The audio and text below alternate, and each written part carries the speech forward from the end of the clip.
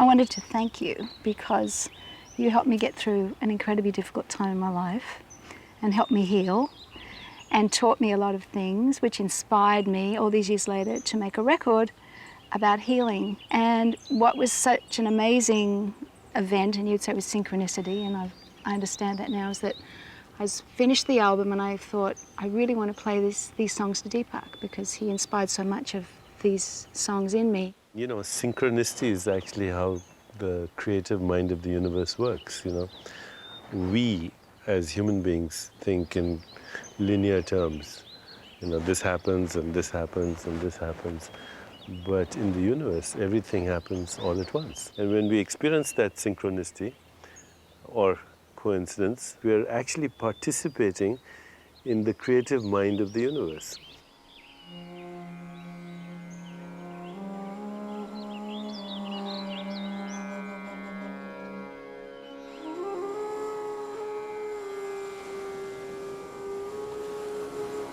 When ancient peoples considered the vastness of the universe, they felt something very surprising. They felt connected. A spiritual connection cannot be seen or touched. Yet we have a way to verify invisible things by using a faculty more powerful and reliable than the five senses: consciousness.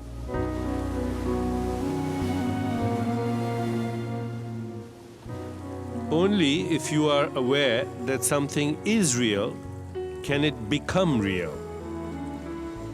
Awareness tells you that you are alive, that you think and breathe. It tells you if you are happy or sad, and also if you are succeeding in fulfilling your life. I was in a waking sleep. Thought I was awake, thought I was really sharp. I wasn't. I'm faced with this potential financial ruin. We all had to pack up our desk on the same day, and that was it. I remember waking up in the hospital bed, and from that moment on, I was changed. I sat up in the garbage and I said out loud, you know, Bill, you're gonna go up from here or down from here.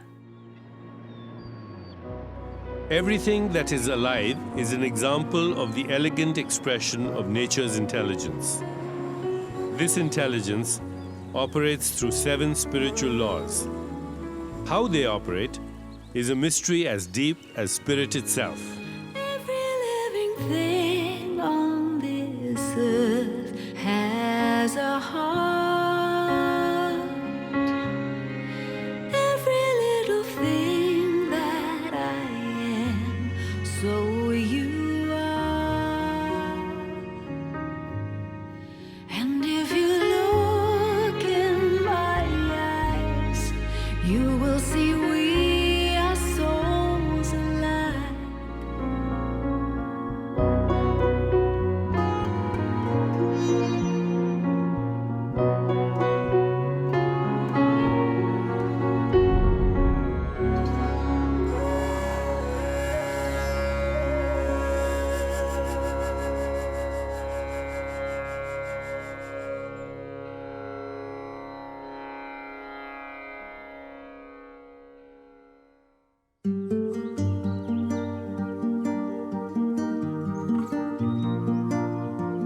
Achieving success in nature is governed by the same laws that govern all of nature.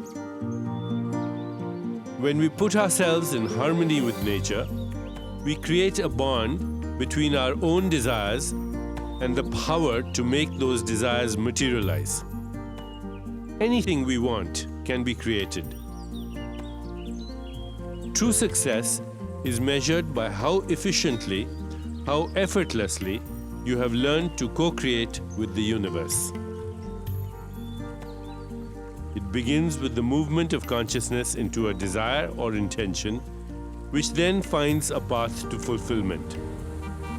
Beneath the layers of apparent chaos and uncertainty, something creative is always happening.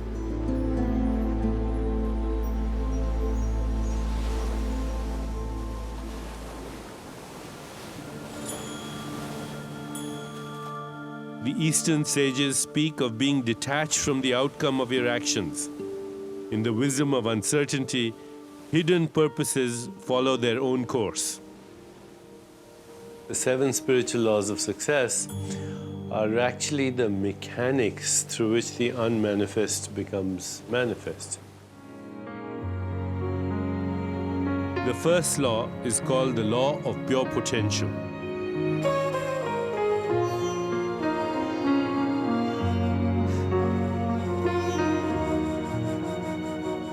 The law of pure potentiality says that your essential state, your ground state, is one of infinite possibilities, where the potential for opportunity is found in everything.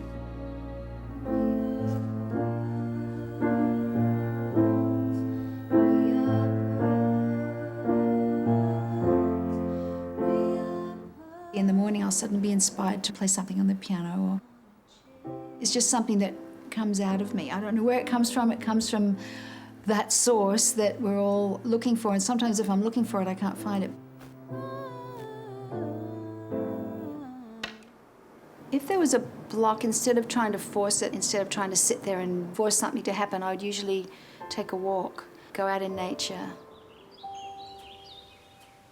have some silent time, and let the creative path just relax and be nurtured by silence. When you think about things too much, often you block them from coming. I think that just stopping for a while is always the best thing for me, meditating or taking a walk in my labyrinth.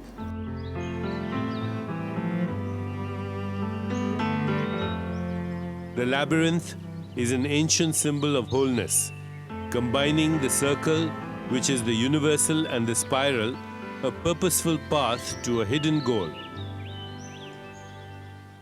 I've walked labyrinths in my life quite a few times, and every time I did, I found something in it.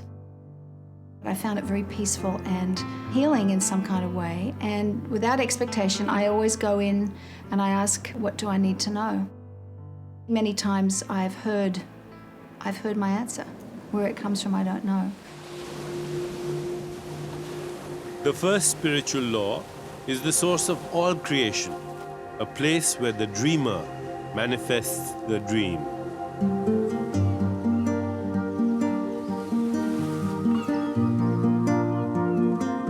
To have anything you want, anytime you want, and with least effort, you must be grounded in the wisdom of uncertainty. Uncertainty is the fertile ground of pure creativity and also imagination. Uncertainty means stepping into the unknown in every moment of our existence.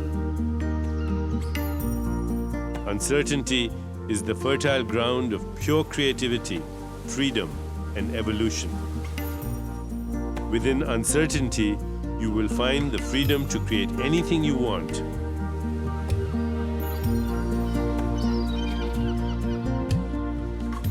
The unknown is the field of all possibilities, ever fresh, ever new, always open to the creation of new manifestations.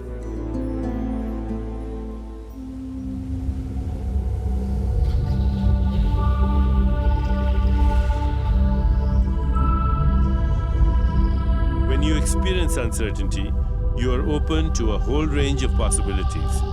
You are on the right path.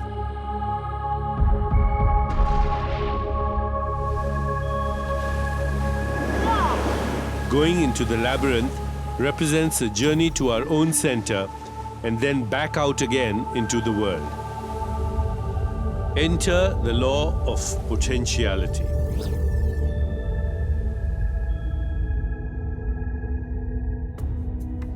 Over here, there are no objects, there's no space-time, there's no energy, there's no information, but there's infinite potential for energy, information, space-time, and objects.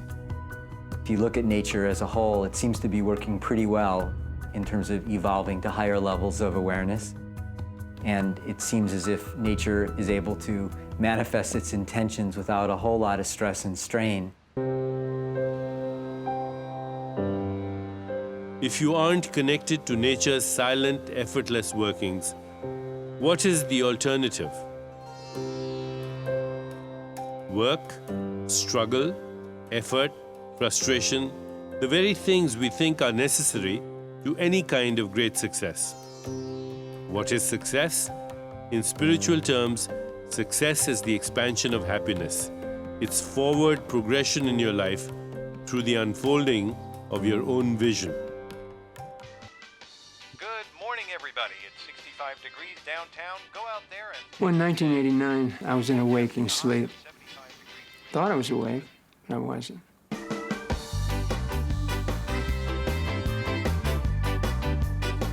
As a 42-year-old businessman, I said, show me, prove it to me, where feeling your feelings is healthy. Happiness to me was trying to make money and have sex. I thought I had it made. Everything was great, and it didn't turn out to be that way. Was it a real happiness? No, certainly not. I wanted the house, and I wanted the car, and I wanted more jobs, and I wanted these material things. I'd come from a relatively impoverished situation, so my assumption was the reason I wasn't happy is because I was poor. Here we go. Until you have anything you want, your assumption is that, well, I'm happy because I never had anything materially. This is the opposite of what the Vedic seers taught. They always began at the source. They defined the source as pure potential, the point of silent, unmoving awareness from which anything is possible.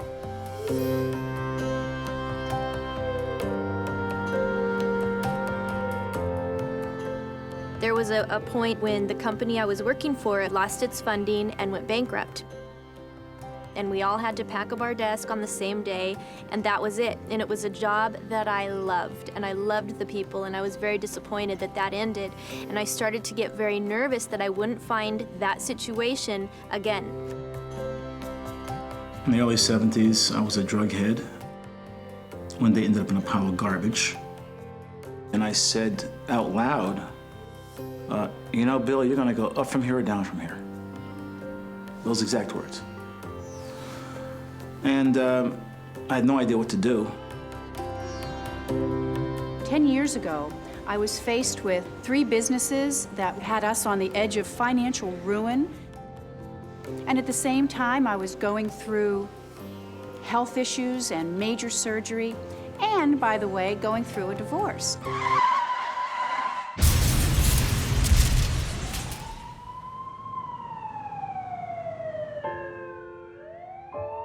I had a car crash. Basically, I was like kind of in a point where, you know, one step this way and you would be dead, and one step the other way, you might live. In that moment, you get it. You get like a flash, bang, of what it's all about. If we give our deeper instincts a chance, change is possible, sometimes even transformation. There have been several experiences in my life that have served as catalysts for change. And no matter how difficult the experience was, something beautiful has always come out of it. Going through breast cancer in '92, which was, strange as it may sound, a gift now that I look at it, because I learnt so much out of that experience. I say that with humility because I realise I'm very lucky to be still here. Very often the things that come out of pain end up being your biggest lessons. And I found that the most difficult experiences in my life have given me the most beauty in the end.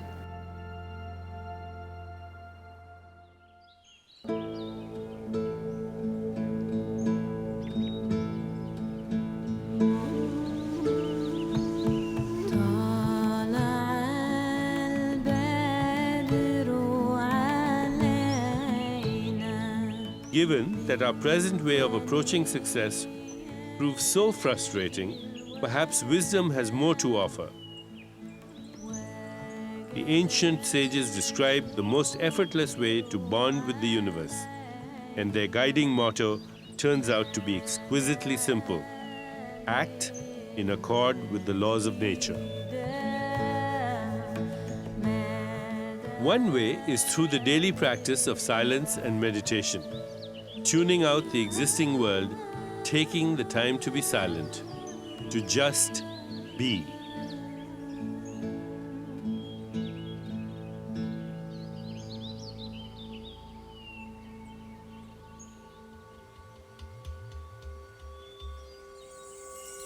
Imagine throwing a little stone into a still pond and watching it ripple. Then after a while, when the ripples settle down, perhaps you throw another little stone. That's exactly what you do when you go into the field of pure silence. I meditate every morning for 30 minutes as soon as I wake up. So what you have to do is make it part of your morning ritual. So, you have a pee, you brush your teeth, then you meditate. It sets the day's tone. I feel quite grounded because I walk into the most crazy situations every day. The beauty of beginning at the source is that power resides there, along with intelligence and organizing ability. When you can rely on these, the uncertainty of events no longer creates fear and doubt. In the wisdom of uncertainty lies freedom from our past, from the known, in our willingness to step into the unknown, which is actually the field of all possibilities. We surrender to the mind of the universe.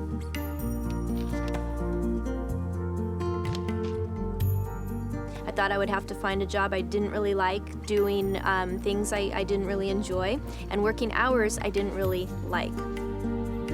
I start to have an idea in my head about what I want to happen. What do I want the outcome of this particular situation to be?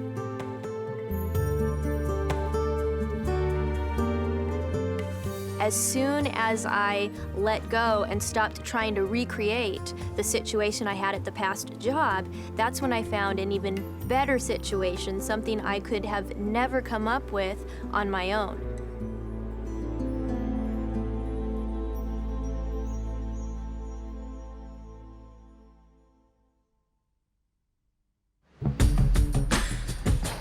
Imagine you are the chairman of a corporation.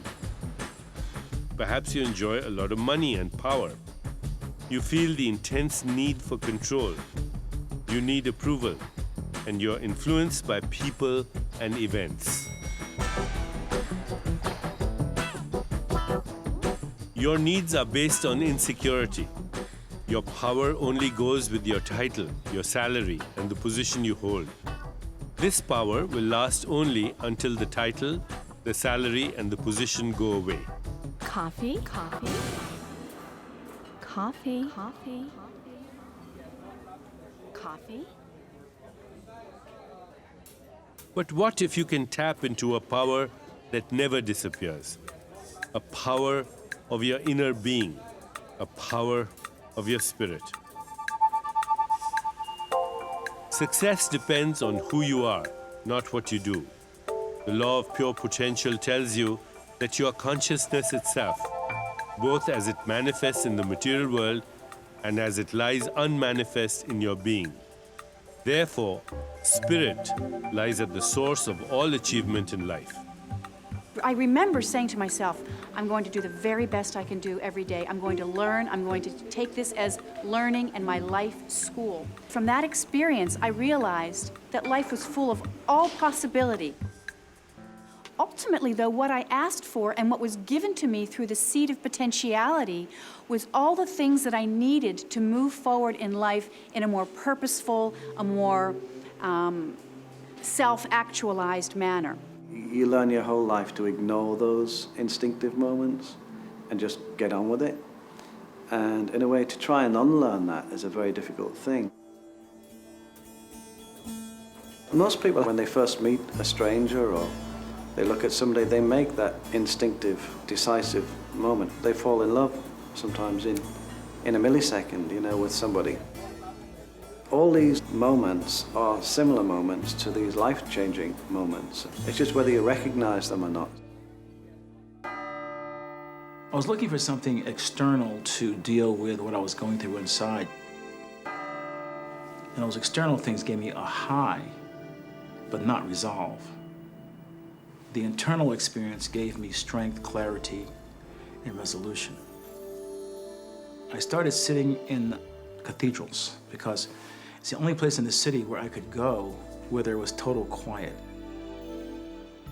I just sit there for hours and hours. And I didn't know at the time, but that silence was very healing. I started seeing things differently. I think that the law of pure potentiality really reminds us that even though we tend to get into certain habits of thought and behavior, there's always the possibility of doing things differently. In every seed planted in the fertile ground of potentiality is the promise of a forest. Unseen energy flows into material manifestation. By becoming conscious of these seeds of manifestation, you become a conscious generator of reality. Nature is a precise exchange of energy, a process that has its own natural timing, organization, precision, and beauty. A life can unfold in the same way. The second spiritual law of success is the law of giving and receiving.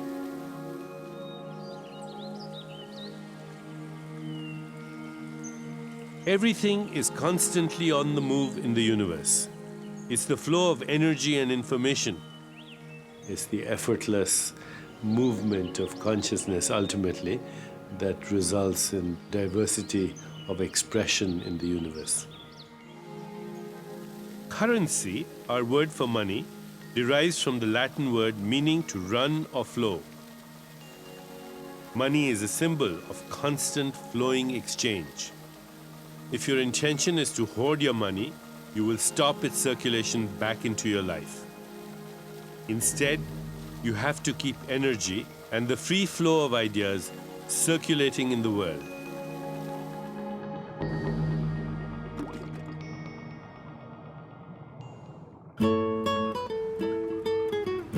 Every relationship is one of give and take.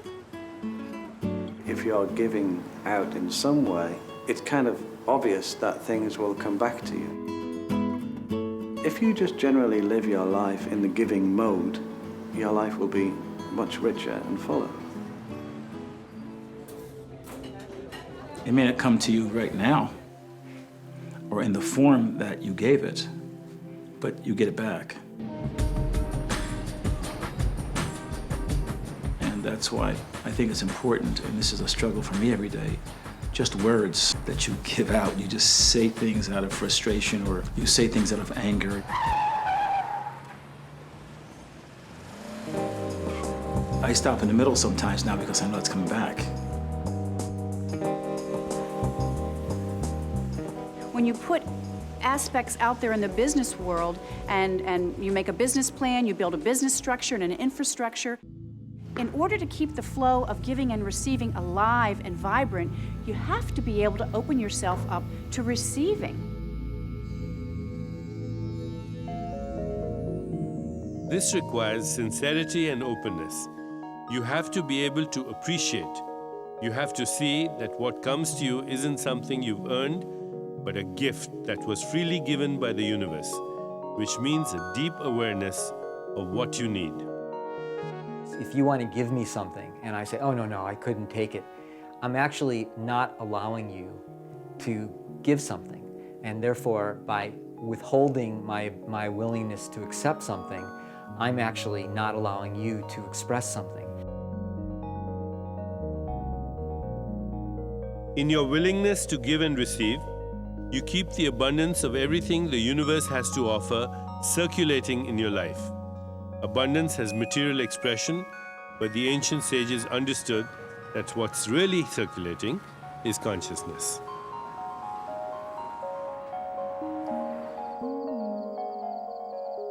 This is reflected in personal relationships. You can give someone money, but that's not the same as relating. To relate, you give of yourself. You appreciate and value and understand someone else. Every spiritual law is about invisible bonds, but this one especially so.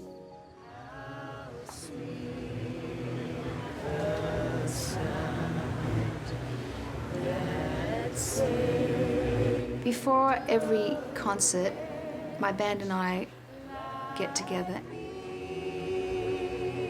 The idea of it is to bond our energies together and to be as one, to be a unit, and to show our appreciation for each other and for the fact that we're all given the gift that we have in order to perform the music, and that we are so fortunate to be able to do what we love to do. Andy, Warren, have a great show, buddy. Great show, buddy. It's going to be awesome. I find a dynamic exchange of energy, particularly when I'm doing my concerts.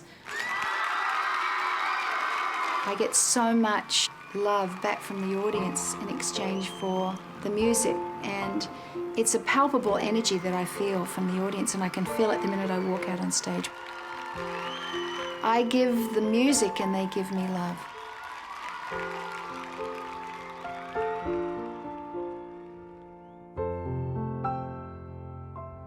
The duty of hospitality, which runs very deep in every traditional culture, is connected to the law of giving. The mutual exchange of appreciation and gratitude forms a bond which we must preserve. If people meditate on the experience of gratitude by thinking of all the things that have been given to them without their even having asked for it, then the experience of gratitude will allow them to participate in the law of giving and receiving. If you want to be blessed with all the good things in life, learn to silently bless everyone with all the good things in life.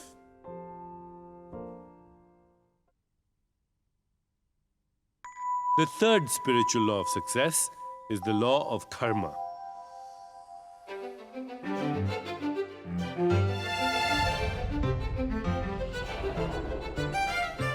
The word karma simply means action. Actions have meaning beyond what we can see on the surface. Every action generates a force of energy that returns to us in like kind. What we sow is what we reap. And when we choose actions that bring happiness and success to others, that action becomes part of us. On the material plane, we often see how one action leads to a reaction, one move to a counter move. But karma is more elusive on the invisible plane. Every day we perform subtle actions that hugely influence what life brings to us. In a game of chess where the eyes can only see pieces moving across a board, the mind is aware of much more. There's planning and strategy, a clash of wills, psychological misdirection, even wit and playfulness. All of these are subtle actions that eventually determine the game's outcome, one move at a time. Everything that is happening at this moment is a result of all the choices you've made mentally in the past. The choices that we make do have consequences that are either evolutionary or destructive.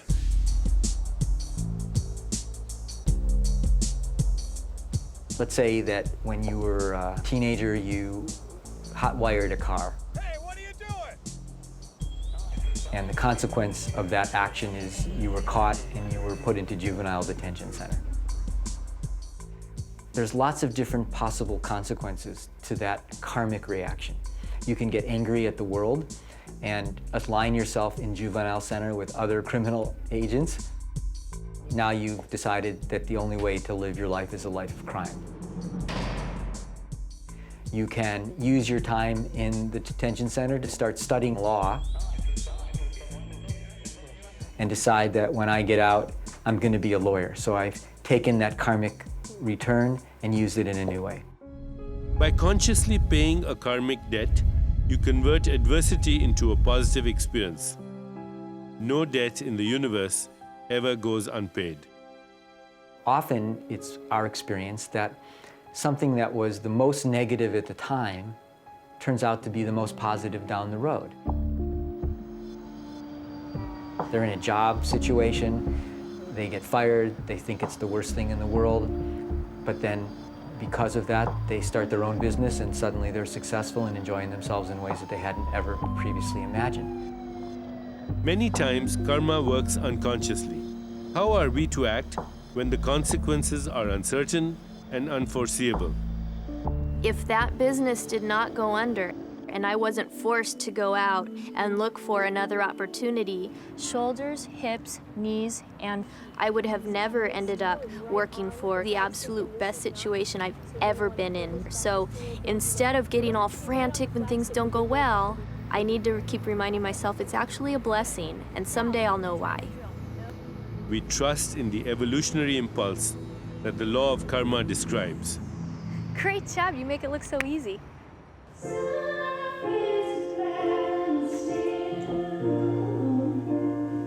The spiritual laws of success are meant to be mastered. We align ourselves with the mechanics of the universe, which is the same as the mechanics of consciousness. How is mastery measured? By positive results.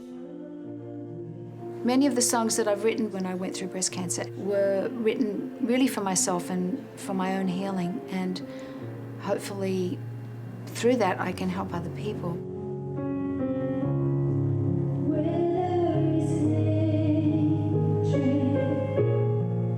Very often the things that come out of pain end up being your biggest lessons. And I found that the most difficult experiences of my life have given me the most beauty in the end.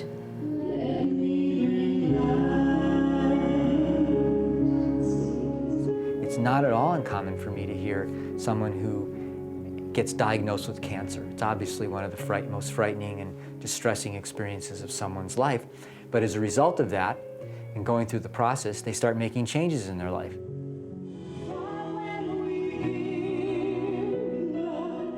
They start becoming more loving to people in their lives.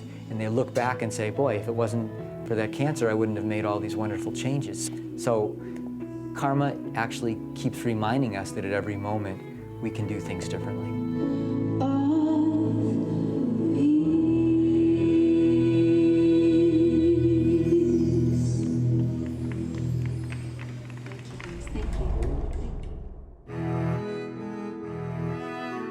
Step back for a moment and witness the choices you are making. You may not think they are choices at all, but they are. Witness the choices you make in each moment. In practical terms, ask yourself, what are the consequences of my choice? Out of an infinity of choices, there's always one, the right choice that creates maximum happiness for you as well as for those around you. How do you make the right choice? At the moment you consciously make a choice, pay attention to how you feel. If you feel uneasiness or discomfort in your body, even as you ask the question, then it's probably not karmically appropriate. If you get a message or sensation of comfort, then the choice you're making is karmically appropriate. The future is generated by the choices we are making in every moment of our lives.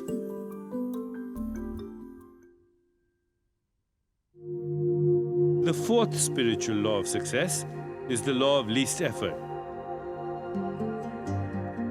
This law is based on the fact that nature takes the course of least action and no resistance.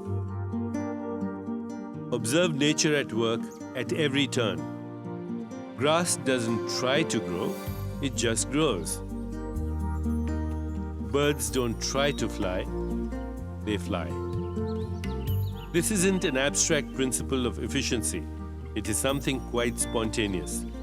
Think of the words we apply to this aspect of nature: elegant, graceful, unforced, and above all, natural.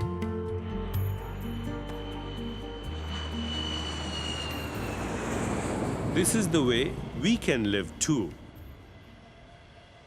We could find ways to satisfy life's demands with less stress and strain.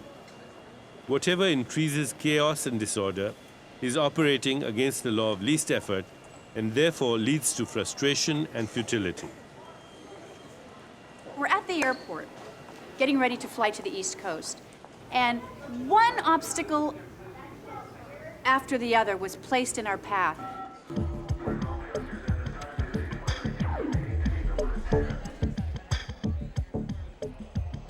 There were people behind the counter who were so inefficient. Things were canceled and they were blaming other people and they were running back and forth, and it was just really a chaotic situation. Instead of assuming that chaos is natural, look closely and you will see how unnatural it really is. The destructive effects of chaotic thinking and action cannot be missed. If you're trying to accomplish something, but at the end of it you're completely exhausted, or you've alienated all the people in your life, or your health has been eroded, then even though you may have fulfilled the intention, it's probably not going to give you the pleasure or the happiness that you're looking for. The first step is to back out of the chaos and disorder. Is something simpler at work? Then consider if you can change things on a simpler basis. Once you aren't part of the chaos, the second step is to ask for the simplest outcome that will bring order and comfort. When we were able to relax into the moment and whatever happens, happens, it's amazing, but we were put on great flights, great seats, timetables opened up, we had wonderful food and wonderful experiences for the rest of the day. In my experience, if things are not happening the way I want them to, instead of struggling against it, I just accept it. Usually there's some information there that's telling me to make a subtle shift in how I'm approaching the situation. And when I make that little shift, I don't waste energy in the friction of trying to resist what's happening, and I have that energy then available to me to create something that is more in alignment with what I really want to happen. The law of least effort assures us that there is always a simplest and best path to fulfillment. How do we find it? Don't blame anyone or anything. Take responsibility. Realize that you don't always have a complete knowledge about a situation. Learn to observe and allow. Seek creative responses and don't stop until the right one arrives.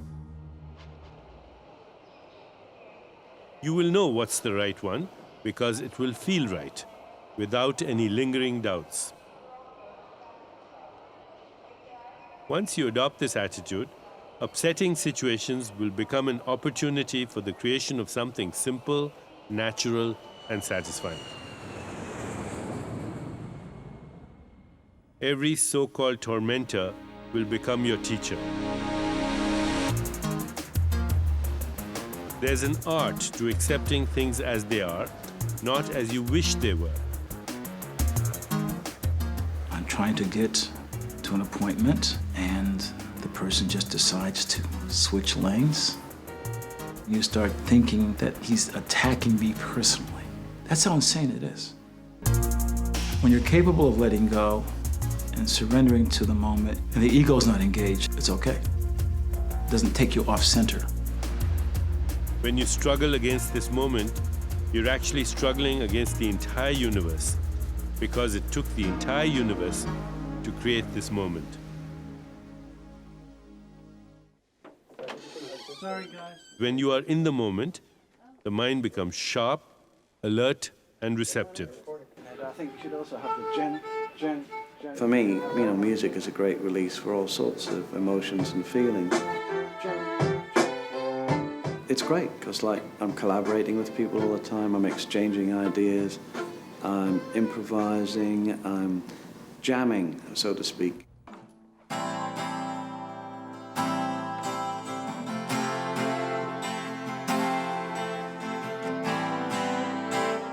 Jamming is something that happens very rarely, I think, in society nowadays because people don't have time to stop and jam.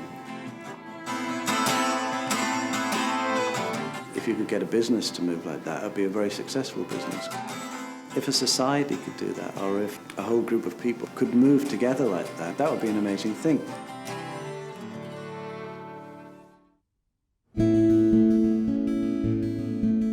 To accept people and events as they occur, make a commitment to follow the path of no resistance.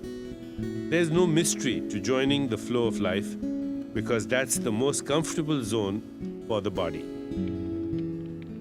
Once my interior, my heart space, and my emotions feel better about the situation, I'm open to more creative solutions that might happen.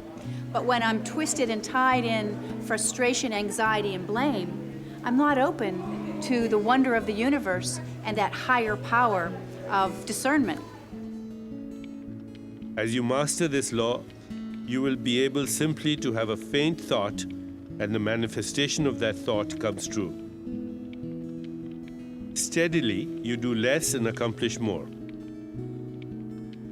Ultimately, you arrive at the state where you do nothing and accomplish everything.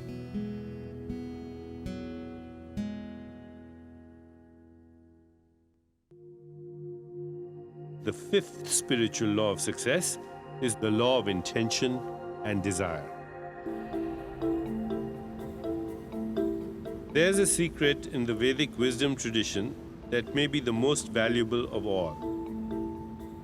The secret is this: inherent in every desire is the mechanics for its fulfillment. Pure consciousness is silent and still until it's sparked into action by our desires. When you introduce any intention in the fertile ground of pure potentiality, you put this infinite organizing power to work for you. When you focus thought, you have the power to transform. With the power inherent in your consciousness, you can change the energy and information of your world and cause things to manifest in the most efficient way possible. This infinite organizing power is found in a snowflake, a flower, or a cell. This isn't a mystical notion, because every time you want to run or lift your arms, your intention incites millions of chemical reactions and electrical impulses that obey fixed laws of nature.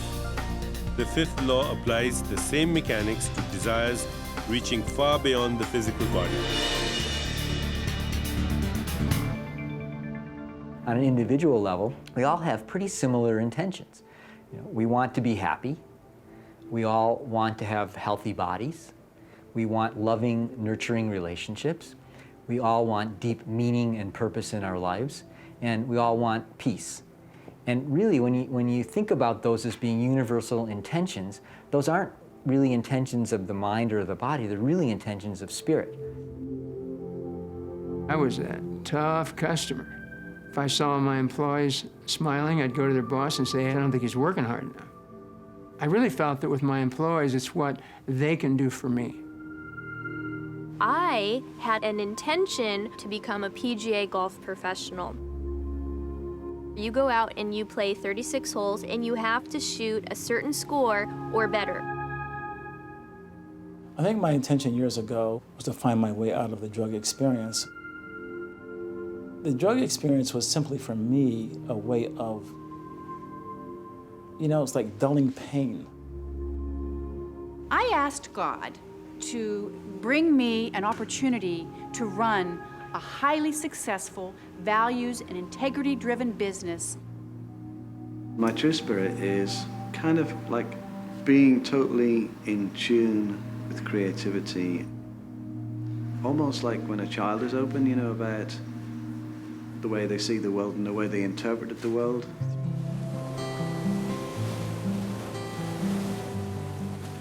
I don't think any of us really know where our desires and intentions come from. We may take them personally, but really, where does the intention to understand the laws of physics come from in Isaac Newton's mind or in Einstein's mind? Where does the intention or desire come from for Bach to create a great concerto? It really comes from a deeper domain. Meditation began to allow me to open my mind and be more conscious and aware of what I was feeling and thinking with my employees. I found out the more I cared about that, the more I woke up, the more I said, wow, is this wonderful? So I decided I was not going to worry about when I passed to become a PGA golf professional. I put the intention out there and then just stepped back, and I passed on my next try. Habits are sometimes not easy to transcend. I think it's a process of surrender. meditation opened that awareness for me. And that's why I stayed on the path. Not that life is painless for me, but I'm able to deal with it in a constructive rather than a destructive way. I put that intention out to follow what that quiet voice inside says. Made all the difference in the world. This power that you get from being connected can turn into many interesting things. In my case, usually it's something to do with music.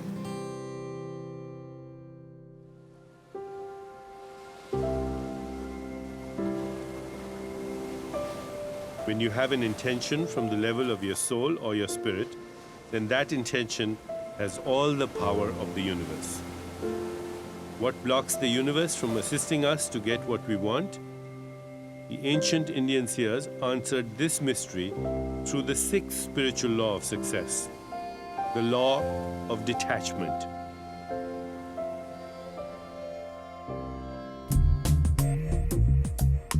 The universe responds best when you're detached from your desire. That is, you're not desperate or obsessed. When you think, I must have this, or if I don't get this, I will be a failure, you're locking your awareness into a fixed, rigid mode. When you master the sixth law, you're able to maintain an unshakable serenity while being committed to your goal with intense passion. Detachment is a quality of attention. Your intention is for the future, but your attention is in the present. As long as your attention is focused in the present, then your intent for the future will manifest. Our intentions create reflections in the outside world. Whenever things don't seem to go our way, there is a negative reflection.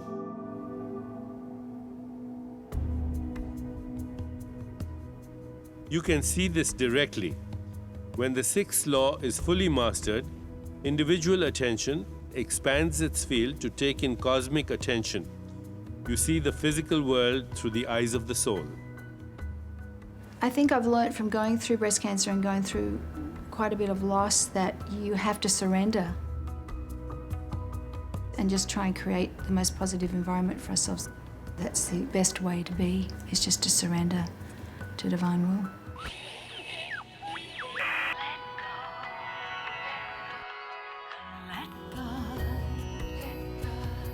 We're so used to hearing that if you want something, you really go for it, grab for all the gusto, you don't relent.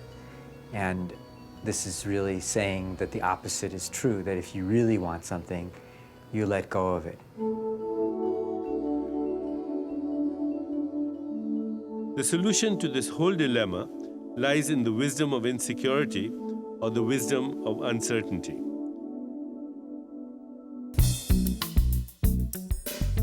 The wisdom of uncertainty means that you don't seek fixed moments when everything is going to work out perfectly.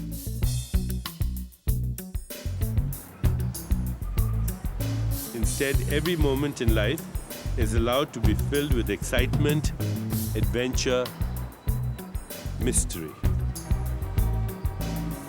We needed to raise $1 million to build this new franchise model and everything that it entailed. I was thrown into this maelstrom of uncertainty. And the only thing I could do was breathe deeply and learn absolutely everything I can. And literally every day I just said, I'm gonna do the very best I can do. And it's in those moments of quiet despair that one can uncover the most incredible gifts. And the turning point for me in that experience of swimming in uncertainty and chaos was that I found that I could do it. Allow yourself to embrace this moment. And if you do that, there'll suddenly be an insight. It's a quantum leap, you know. Aha, the experience occurs. And that insight, if it's really true, will lead to inspiration, which means nothing will stop you. In detachment from the outcome lies the wisdom of uncertainty. There are opportunities when grounded in the wisdom of uncertainty. Every situation you have in life is the seed of an opportunity. Uncertainty is just a temporary condition while you expectantly wait for the answer to emerge. Everybody has at least a little intention to maybe meet somebody and fall in love and get married. I was at a point, though, in my life where I thought, you know what, this isn't going to happen, and I need to accept the fact it's not. And I had just had a talk with my mother, needing her to be okay with the fact I'm never going to get married. And she was. She said, if that's for you, great. If you want to stay single the rest of your life and you're happy, great. 3 weeks later, I called my mom and said, take out the wedding file. I met the man I'm going to marry. And she just about fell out of her chair.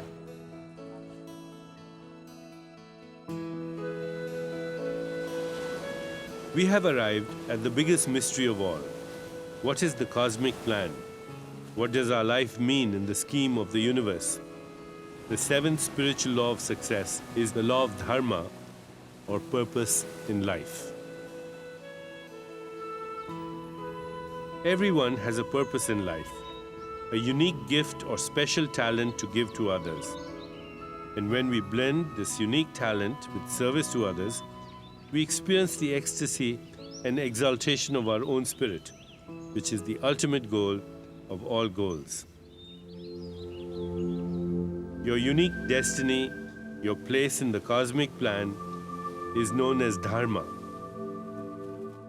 Everybody who's born on this planet has some particular reason for being here. With children these days, we have such a fear of them fitting into society that if someone is, say, good in art but not so good in math, we immediately try to get them a math tutor because we're so afraid they're going to fall behind. Whereas if we really honored the law of dharma, we would get them an art tutor because we would help them to explore that unique talent. A great artist can always hire an accountant to handle their books for them. Imagine if children at a young age would be embraced in an environment where they could discover their true gifts, where there's no boxes, there's no academics, there's no testing. This is really a playground, an amusement park for the soul. Dharma implies more than seeking work that you love. Dharma is a shift in consciousness that begins by aligning yourself with your highest vision and then becoming the manifestation of that vision. I was blessed enough to be able to find my purpose. I'm much more conscious than I was before, to be able to help business people operate in a way that's more respectful to their employees, to their customers, to themselves, to the community at large. The root of the word dharma in Sanskrit is a verb that means to uphold. This is a valuable clue. You know you've become part of the cosmic design when the universe upholds and supports you. I believe for myself, every day, every hour, my purpose in life is different. And so if I get so tied up in what my life purpose is, I lose sight of what I need to do on a daily basis. Maybe today my purpose in life is to work 12 hours and get ahead in my career. Maybe that evening my purpose is to be there for a sibling.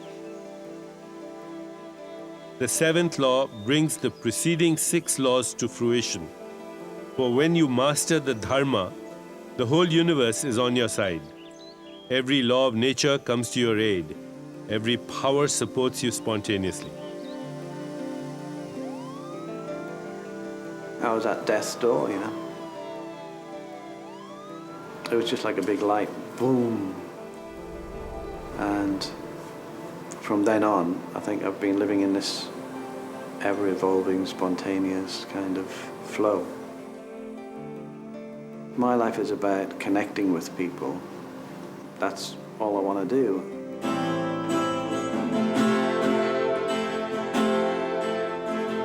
In my business, a so-called hit. All it means is you connected to loads of people.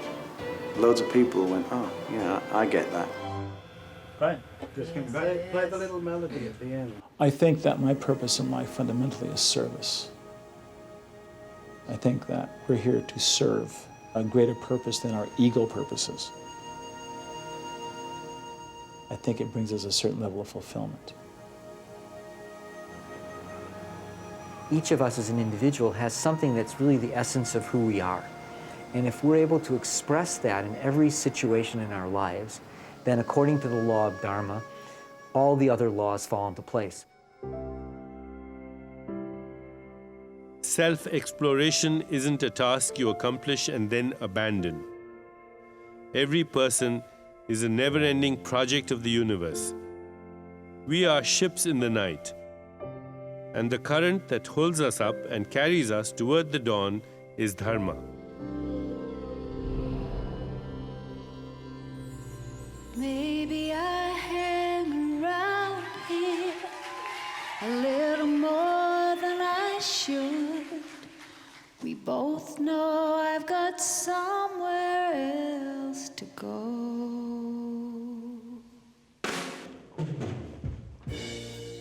I'm very lucky that I get to experience my own Dharma by many of the things that I'm able to do in my life.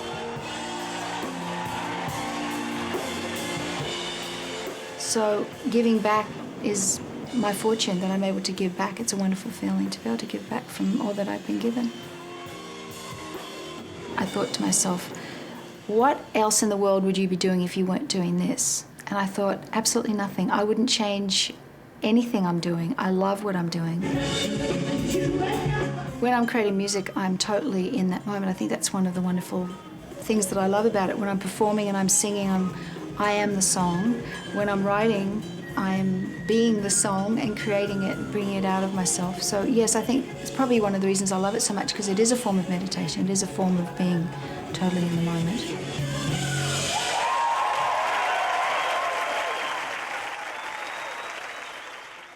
After having heard your most recent album, I had this feeling that, you must have come up with these songs very effortlessly and spontaneously, almost like a channel, being a vessel through which the whole manifestation occurred. Absolutely. In fact, when I listen to it now, I don't even remember how they came or how we wrote them at all. We wrote 7 songs in 5 days, and they were just coming through us, and we look at each other and go, how did we do that?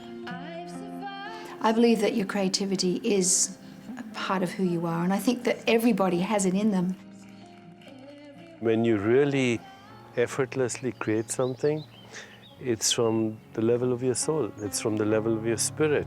Where there is hatred, let me bring love. When we refer to God, we frequently use the term creator.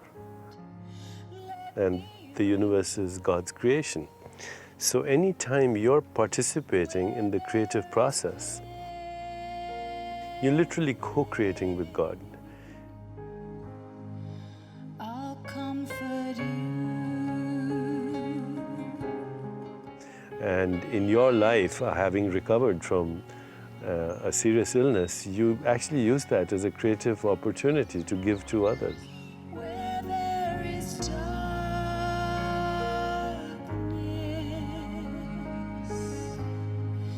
let me bring light. You found your creativity through your soul.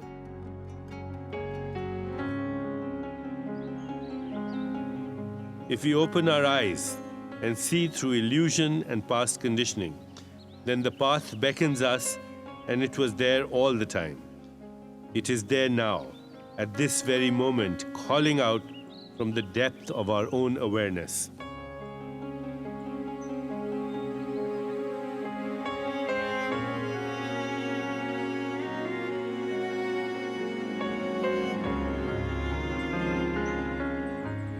We began by speaking of invisible connections. There is one connection that upholds all.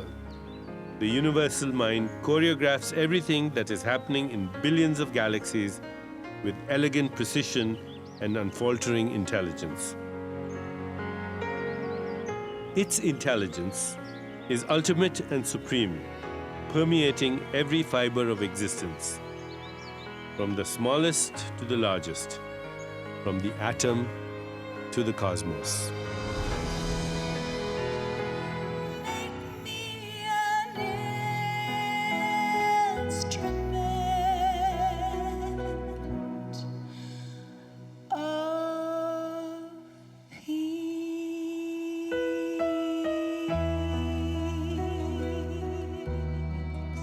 I am an impulse of the universe at this particular moment in time, part of a collective wave of consciousness. After I'm gone, I'll have done what I came to do, and that's enough.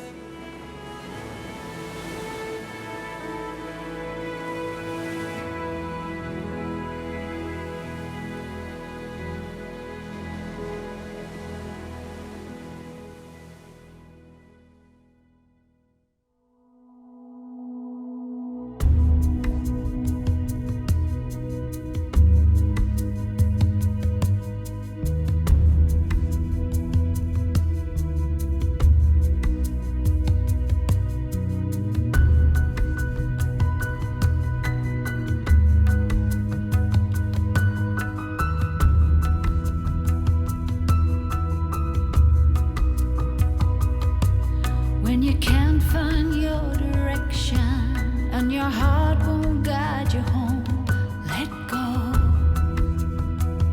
and let God. When your dreams are broken in the dust and you've lost